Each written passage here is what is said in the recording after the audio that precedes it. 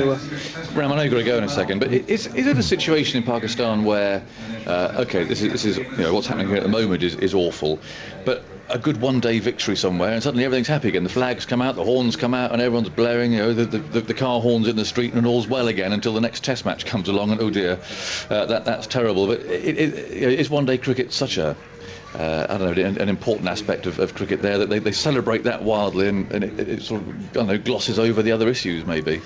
Not really, not anymore. I'm sure that they'll be happy seeing Pakistan win a one-day series or a one-day game.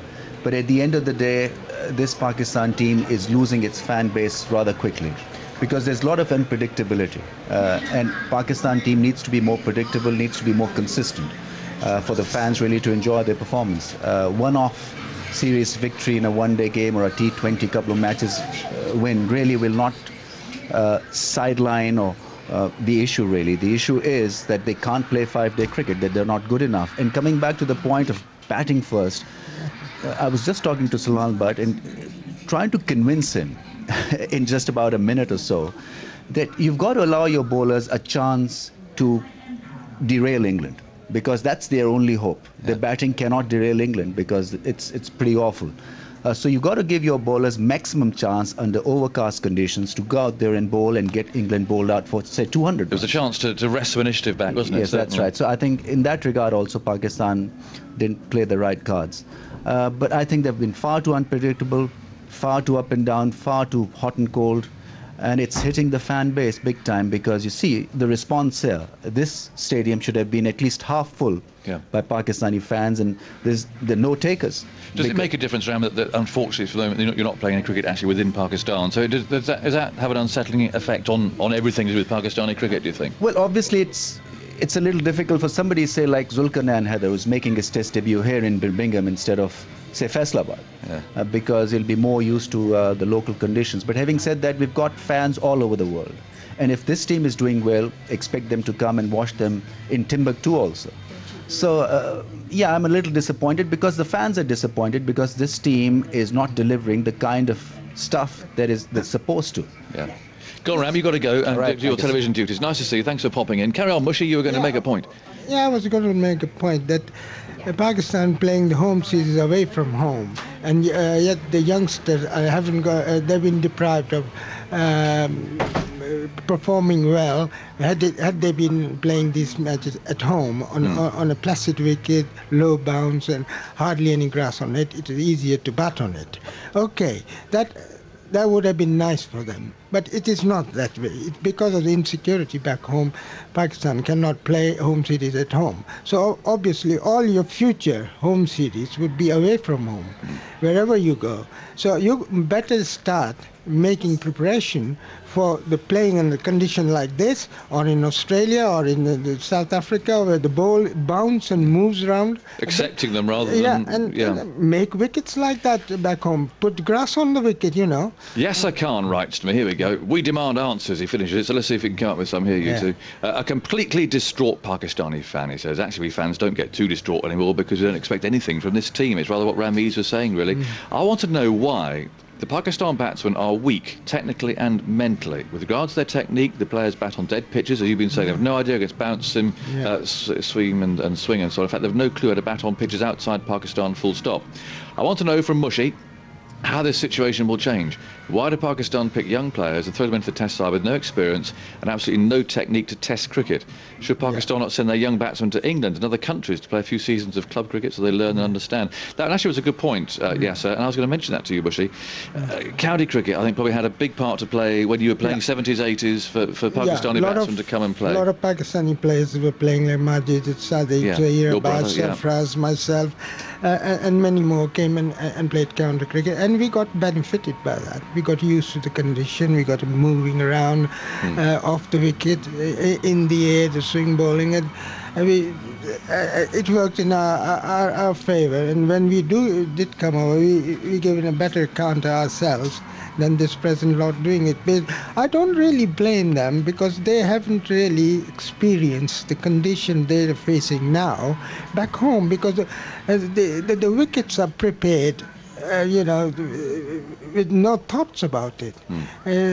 First-class cricket is being played on a wicket you see hardly blade of grass on it, and then there are hardly any bounce. All right, it'll turn, and it'll turn very slow. But when you come to England or when you go to Australia, the ball is going to bounce, and it'll be different. These boys are not accustomed to this kind of condition. Sajid, I must ask you, what are you writing about the board who've banned all these players for life and so on, and they did that, and that Australia tour must have been a disaster. Obviously, I didn't see much of that, but that must have been a shambles. The captain gets banned, and then he retires. We know all the background to that. But then these bans have sort of drifted away, and they haven't imposed them as such. They haven't carried through what they were going to do they? So again, that suggests that the administration is weak. Yeah. The administration is very weak, Agus, and as I was saying before, there's no continuity, there's no accountability, because one day a player's banned for life, and then a few weeks later he's brought back, and then a short while after that he's made captain. So those players know that eventually the board is going to come back to them and select them, and it is this whole issue of player power almost, in that if a decision has been made by the board, then they should stick by that. I mean, the likes of Shoaib Malik, Mohammed Yusuf, Yunus Khan, there were a lot of issues, as you mentioned, on that tour of Australia. I think any other cricket board would have stuck by those decisions that they'd made, and to teach a lesson to the younger players. Now, what sort of example are the likes of Yusuf and Yunus Khan and Shoaib Malik? I know I've specifically named them, but there's others as well. What sort of example are they setting to these youngsters who are in the side? They're going to think, well, hang on, these guys are banned 1 minute, they're brought back as captain the next week. Yeah. Absolutely. And Shoaib Akhtar, I mean, there have been some sort of hot-headed individuals. There have been some people who've stood up for what they thought, shall we say. I mean, Ramiz mentioned Shoaib Akhtar there as having been difficult. I mean, there have been some quite awkward people, I think, to have dealt with from an administrative point of view. I mean, because they're icons, these people, aren't they? Yeah, absolutely. I mean, Shoaib Akhtar, Jeff Lawson made the quote to me when I interviewed him that Shoaib Akhtar wouldn't play club cricket in Australia because of his attitude, and yet he's an icon in Pakistan. Brought back so many times, brought back out of retirement again and again, and he's dropped and then he's brought back again. I think it's largely down to the fact that there's no strength in depth, Agus. And if that strength was there behind, with up-and-coming talented cricketers, then these guys would look over their shoulder. What they're seeing at this moment in time is the fact that, hang on, our place is almost certain. OK, we'll miss a few games, and then they're eventually going to come back to us.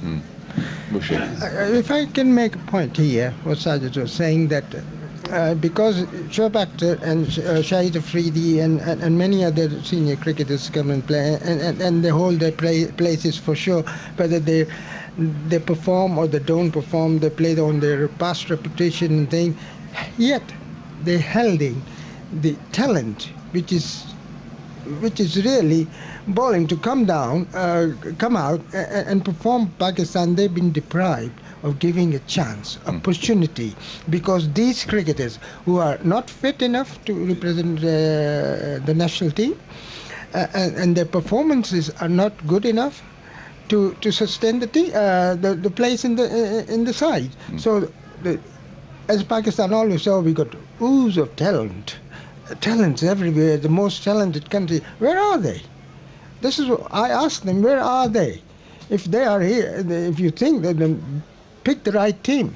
Yeah. It all falls back. When this team arrived, obviously, it wasn't the right team. It was the strongest team. If they've got to rely on Mohammed Yusuf to come out at the age of 35 and he hasn't held the bat for the last 3 months, and to come to Pakistan Rescue, I think this is lots of words, Bushy. Lots of words. Me. Richard Denning says, do you think this terrible situation in Pakistan with the flooding is affecting the mental state of some of the players? It's difficult to play sport in such circumstances, he muses. Like I said, they're professional sportsmen. Obviously, what's happening back in Pakistan is affecting all of us, and we are concerned about the situation there because we all have relatives and friends who have suffered. But at the end of the day, they are professional sportsmen. They should go out there and do their job and concentrate on what they're being paid to do. Obviously, the players, as far as raising funds is concerned, no doubt they will make every effort. The Red Cross, they go collecting here, aren't they? Absolutely, yes. And I've heard that there will be charity events later in the summer involving the Pakistan players. Yeah. But at the end of the day, Agas, they're being paid to do a job, and that's what they should be doing out there, focusing on the cricket. Absolutely. Right, well, lovely. Thanks to you two. Bushy, always good to see you. Thanks Thank for you. Steve. Sajid, nice to meet you. You've warmed me up, actually, for our winter feature in Melbourne. What's wrong with Australian cricket?